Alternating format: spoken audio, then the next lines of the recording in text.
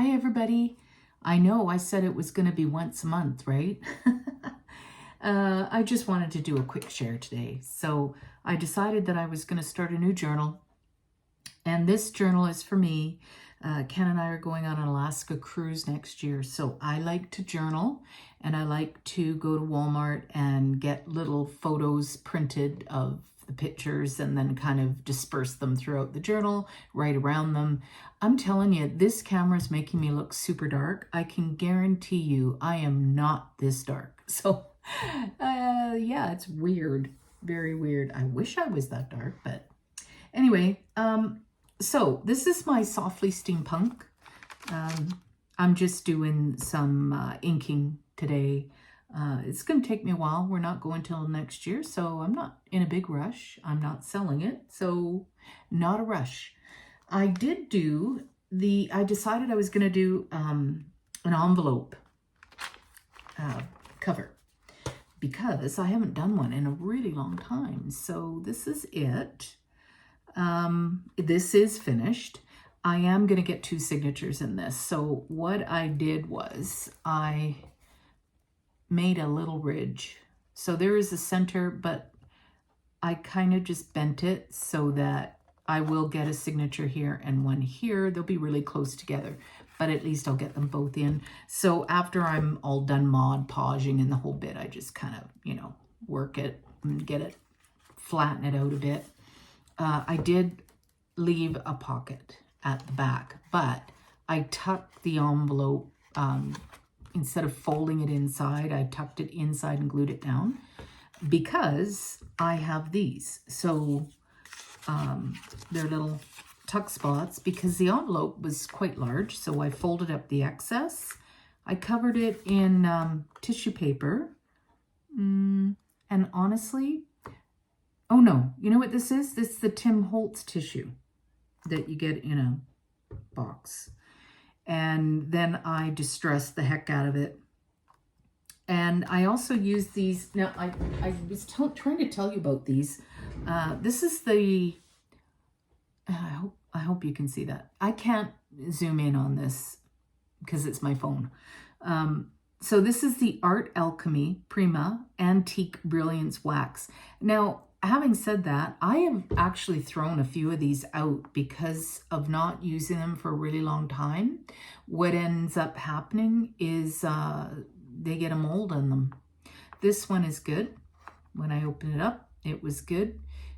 It's a two-tone. I think most of them are two-toned, at least the ones, if I buy the metallic, and those are two-toned. But having said that, I see that they now have them in tubes, and there's a craft store in Calgary, so they carry a lot of stuff, and they're really good prices. So I'm going to check them out instead of getting it online and ordering it from them and paying the ridiculous shipping price. It's 20 minutes from my house, so why wouldn't I go pick it up? That's what I'm going to do.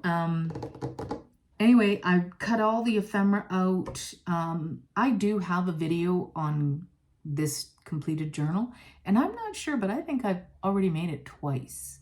I believe I made the first one, sold it, and somebody else liked it so much they asked me to make them one, so I did.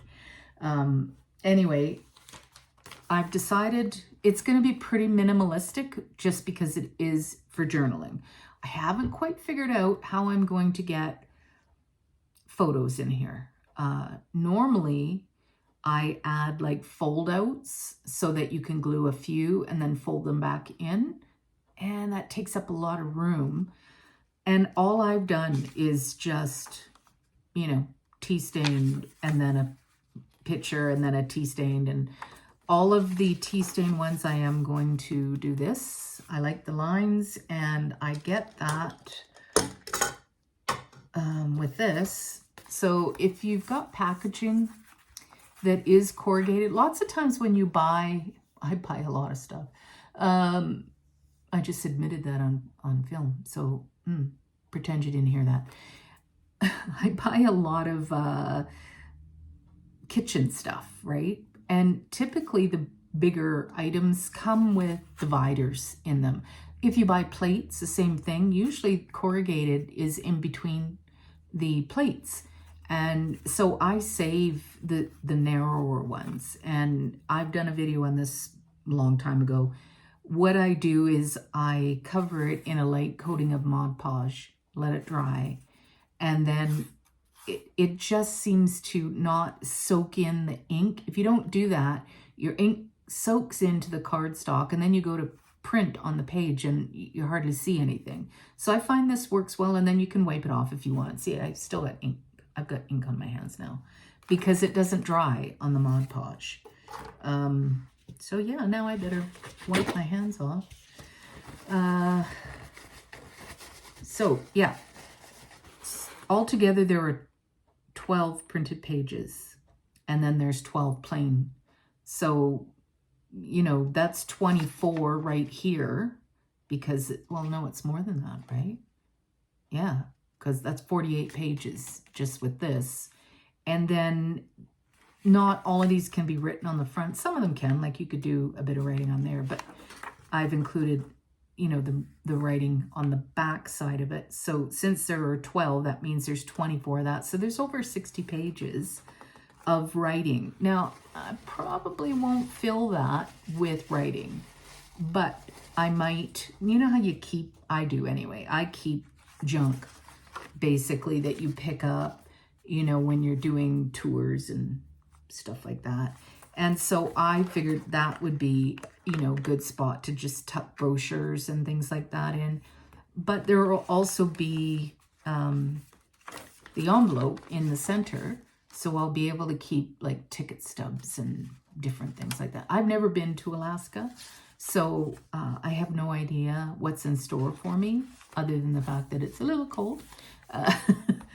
We're going in June, so it'll be nice at home, but yeah, it'll still be cold there. But from all the pictures I've seen, it's absolutely stunning, and all my friends have already done the tour and whatnot, so they say it's beautiful and I won't regret it. And I won't. I love cruising, so I'm excited about going. So right now, it does look alligator. It's not because there's too many pages. This is a soft, really soft cover.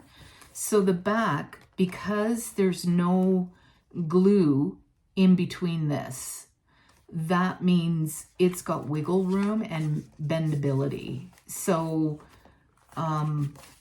the front sounds like a hard cover. Well, it's the same envelope, but inside the envelope, I did Tyvek. And I buy them, they look like envelopes. They're actually called Tyvek envelopes. And if you can maybe see, yeah, okay.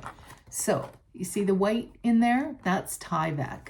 Now that stuff, you cannot rip it with your hands. It is really sturdy.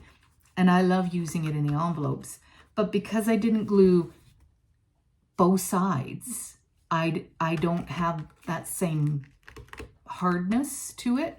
But I do on this because, yeah, I've got, this is like, I believe that's a 50-pound weight paper. I still get my paper that I print my kits on from Red River.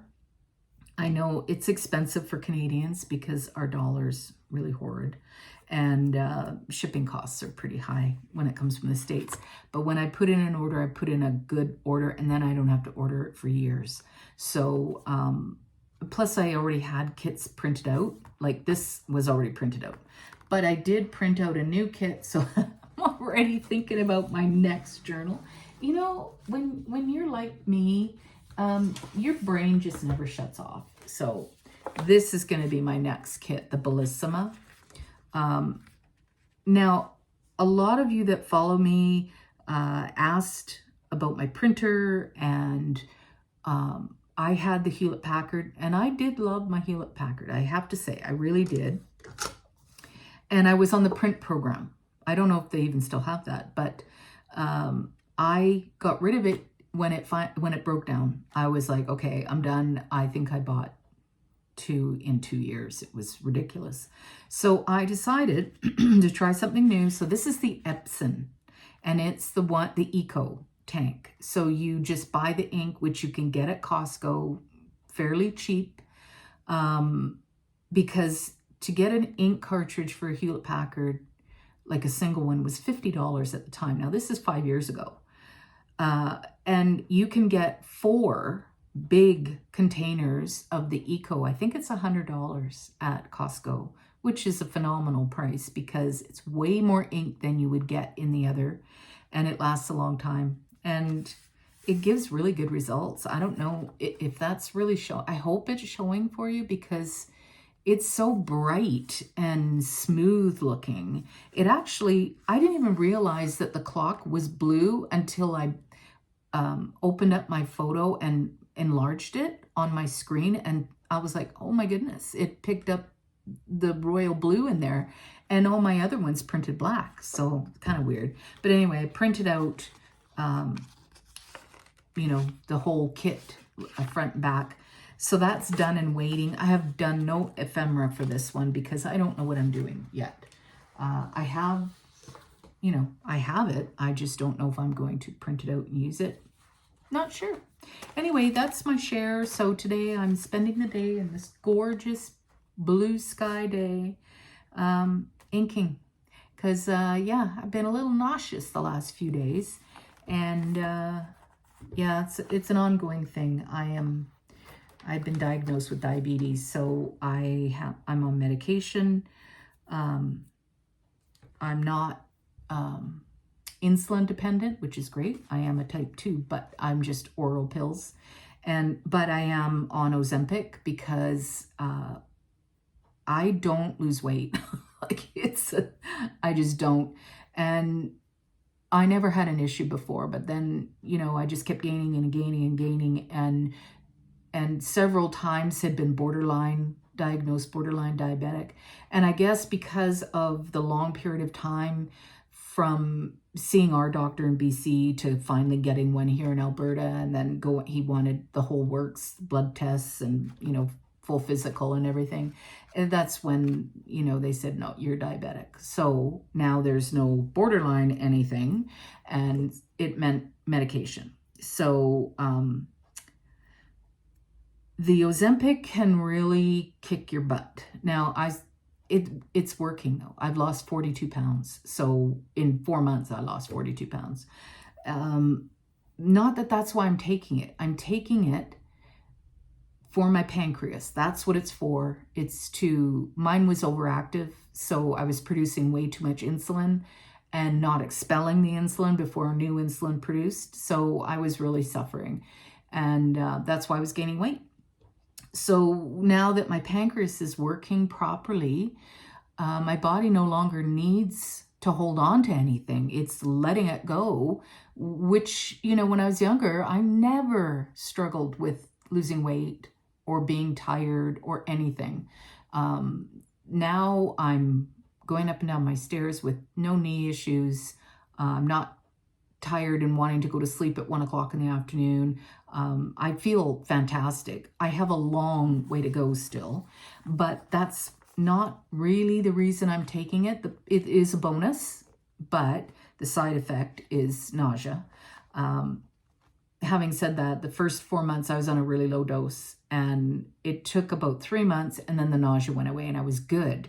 Then they wanted to double my dose, so I doubled the dose. Now I'm feeling kind of like I did, not as bad, but still nauseous.